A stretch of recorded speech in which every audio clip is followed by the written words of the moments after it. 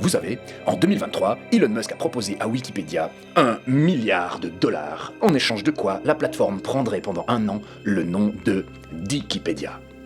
Alors c'est du troll, mais c'est aussi du génie absolu. Être prêt à perdre autant d'argent pour humilier ses adversaires tout en leur donnant cet argent. La situation est complètement abracadabrante. Et tout cela s'inscrit dans une petite guéguerre entre le milliardaire et Wikipédia, et qui se traduit par exemple par ce genre de tweet. Ici, Musk, probablement agacé par les bandeaux de Wikipédia qui demandent de l'argent aux utilisateurs, vient leur faire une petite pique en leur demandant où va cet argent vu que, finalement, le texte de Wikipédia tiendrait sur la mémoire d'un téléphone. Ce qui est très amusant et ironique ici, c'est que des lecteurs ont ajouté du contexte à ce tweet pour essayer d'expliquer les choses.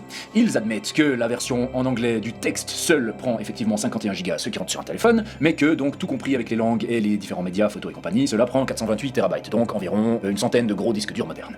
Et ils expliquent que Wikipédia a dépensé 145 millions de dollars en 2022. Et ils n'expliquent pas pourquoi héberger une centaine de gros disques durs coûte 145 millions de dollars par an. Hein ? Donc il n'explique rien, ce sont de purs génies. Bon, il est vrai que Musk parle de choses qu'il ne maîtrise pas et qu'il manipule l'opinion publique à son avantage, et sa mainmise sur Twitter est un gros problème, aucun doute. Cependant, je suis surpris de voir à quel point les gens semblent savoir ce qu'il a dans la tête, politiquement en particulier. Je veux dire, quand il soutient Trump ou l'AfD, c'est dans son intérêt personnel de le faire. Est-ce que ça dit vraiment quelque chose de ses opinions politiques ? Franchement, j'en suis pas sûr. Parce que regardez, par exemple, en 2018, et il soutenait le mois des fiertés avec Tesla, ça ressemble plus à un opportuniste qu'à quelqu'un qui a de réelles convictions. Donc, il me semble qu'on est un peu rapide à résumer de ses opinions politiques. L'Europe, c'est un marché potentiel, mais qui lui est encore trop fermé parce que trop soumis à une bureaucratie omniprésente, à une fiscalité différente d'un pays à l'autre, à trop de régulations, trop de freins à la liberté économique. Et je pense que c'est un peu ça qui le guide, avec cet espoir assez fou que si l'extrême droite était au pouvoir partout, ça faciliterait nécessairement ses affaires. Et autant il draguait les LGBTQ en 2018, autant il utilise aujourd'hui le populisme pour arriver à ses fins, ça fait aucun doute. Bien sûr, Musk a fait ce geste. Et cela a sonné comme la confirmation ultime qu'il est bien naze avec un i. On est en train d'assister au déploiement du fascisme dans la première puissance du monde. Le biais de confirmation, vous connaissez ? Mais oui, vous savez, quand plein de détails nous font penser qu'Elon Musk est un naze et qu'il fait un salut fasciste, c'est la confirmation finale, la preuve absolue. Oui, d'accord, mais on l'a vu, le salut nazi, il a eu lieu. Ah oui, on vous le remet, il n'y a vraiment aucun doute. Thank you. Alors il y en a qui... Bref, après qu'il s'est rapproché de l'extrême droite pour des raisons pas franchement claires, quand Musk fait ce geste, vous voulez que ce soit un salut faximiste. Les droitards, parce que vous espérez que votre idole vous fait coucou, et les gauchistes, parce que vous espérez avoir enfin une bonne raison de crucifier votre ennemi. Mais, dans les deux bords, vous êtes victime de votre biais de confirmation. Parce que, je veux dire, c'est pas un salut faxiste ça ? C'est quoi cette main toute de travers, qu'on ne nous montre d'ailleurs pas dans les autres vidéos ?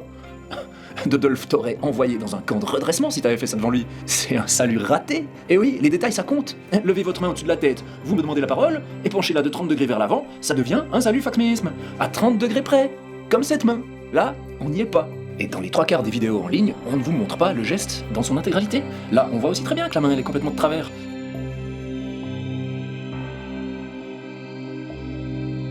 Alors, est-ce qu'en fait tout est calculé pour faire un appel du pied mal dissimulé à l'extrême droite la plus extrême ? C'est possible, bien que je n'y crois pas trop. Est-ce que c'est le nouveau geste de ralliement d'une nouvelle droite populiste, anti-woke, favorable aux ultra-riches, la droite d'Elon Musk ? C'est possible, mais je n'y crois pas trop. Par contre, une chose est certaine, ceci n'est pas un salut faxisme au sens encyclopédique du terme. Et pourtant, dans Wikipédia, Elon a effectué le salut faxisme. C'est un fait avéré, apparemment. Parce que un spécialiste a décrété sur une chaîne de télé que ce geste, toujours à demi dissimulé, est bien un salut faxiste. Un bras tendu avec cette inclinaison et le plat de la main parfait, c'est de fait effectivement un salut nazi. Voilà, la main hors champ, qui donc ne nous montre pas le vrai geste, hein. Cette inclinaison et le plat de la main parfait, c'est de fait effectivement un salut nazi. Et donc, ceci est la source de Wikipédia pour dire que des spécialistes prétendent bien que c'est un salut faxiste. Et je voudrais rajouter, est-ce qu'il y a vraiment besoin d'être un spécialiste pour reconnaître un salut faxiste ? Je sais pas combien d'années d'études il faut, mais apparemment, le résultat semble pas être tout à fait à la hauteur, hein. Et puis, est-ce qu'un expert du faxisme est vraiment la bonne personne pour définir ce que représente ce geste pour Elon Musk ? Il faudrait plutôt demander à un expert d'Elon Musk, non ? Mais bon, les rédacteurs de Wikipédia n'ont pas compris cela, et donc ils préfèrent mettre toutes leurs billes sur 3 experts du faxisme tout biaisés. Tenez. Et qui a une vision viriliste, homophobe, raciste, antisémite du monde. Voilà, donc raciste, antisémite, homophobe, donc d'où est-ce qu'il tire ces infos ? Eh bien, peut-être de Wikipédia, parce que donc dans la longue liste de polémiques qui concerne le milliardaire, il y a bien sûr la partie antisémitisme, par exemple, dans laquelle on lit qu'en 2023, Musk est recadré par le ministre israélien de la Santé après un tweet complotiste. Voyons la source. Attendez, oui, il cherche pas bien la source. Donc le tweet est celui-ci. Aucun jeune en bonne santé n'est mort du Covid en Israël, selon les données. Elon qui écrit 0, 3 petits points. Et là, le ministère de la Santé israélien dit que ce n'est pas ce que montrent les datas, les fake news c'est pas bien, nous n'avons pas accès aux données cliniques, nous n'avons malheureusement les données que pour 7,5% des 356 jeunes morts du Covid en Israël.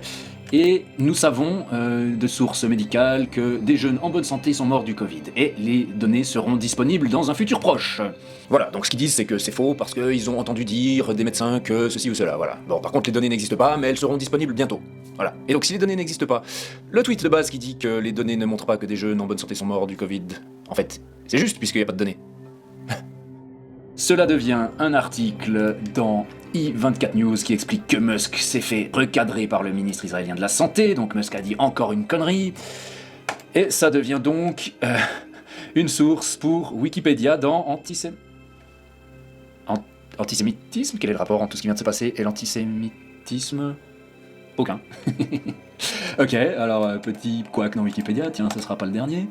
Quoi d'autre d'antisémitisme? Alors, un paragraphe qui parle d'une visite du président israélien et à Auschwitz, où il regrette d'avoir été aussi naïf sur l'ampleur de l'antisémitisme, donc plutôt un paragraphe positif pour lui. Ici, en novembre 2023, il lui est reproché d'avoir fait la promotion d'un tweet antisémite.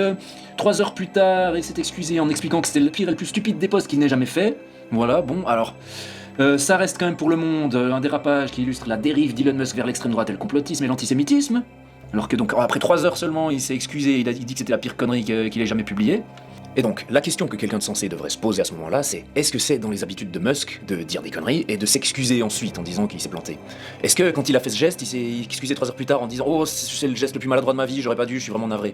Non. Donc, qu'est-ce qu'on devrait en conclure des rares fois où il s'excuse et où il supprime ses tweets, hein? Donc en gros, qu'est-ce qui reste dans l'antisémitisme? Un quiproquo, un paragraphe positif et un paragraphe mal placé. Voilà.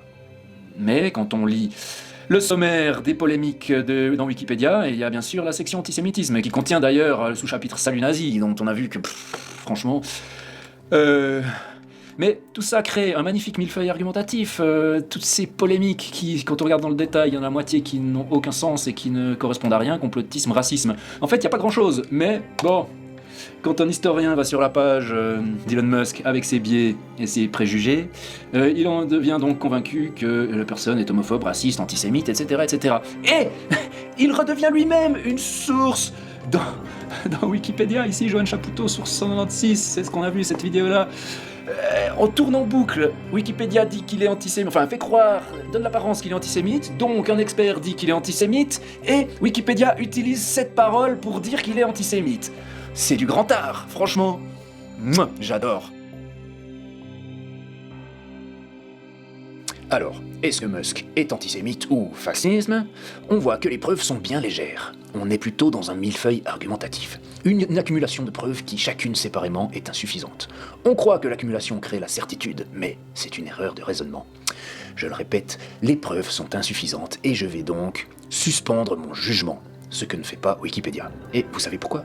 Parce que tout simplement, les rédacteurs de Wikipédia sont biaisés, comme tout le monde. C'est normal, c'est obligé, et ce n'est pas un crime. Mais ça remet en question la fiabilité de l'encyclopédie en ligne. Et autant pour les infos scientifiques et historiques concrètes, Wikipédia est une source de confiance, autant pour les sujets d'actualité, politique, voire polémique, ce n'est pas une source factuelle de haute qualité. Encore une petite démonstration? Allons vérifier la source numéro 1 de l'allégation du salut-faxisme, cet article du Monde. Elon Musk accusé d'avoir fait un salut nazi. C'est pas exactement la même chose, hein. Il est accusé, ça veut pas dire il l'a fait. Alors, c'est taper la poitrine gauche avec la main droite, puis tendre le bras paume ouverte à 2 reprises. Alors, toujours pas. Un geste évoquant un salut. Et voilà, donc c'est un geste évoquant, il est accusé, mais sur Wikipédia, ça devient « il effectue un salut ». Donc c'est pas ce que dit la source en fait, la source dit qu'il est accusé d'avoir effectué. Et c'est peu, mais ça fait toute la différence en fait. Et on est de nouveau, ça démontre de nouveau les biais des rédacteurs, voilà.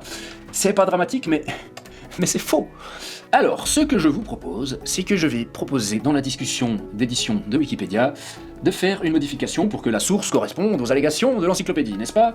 Il faut que je me connecte. 3 heures plus tard, voilà ce que j'ai écrit. Déformation entre la source et le contenu du chapitre, cela pourrait avoir un paragraphe déforme ce qui est dit dans la source.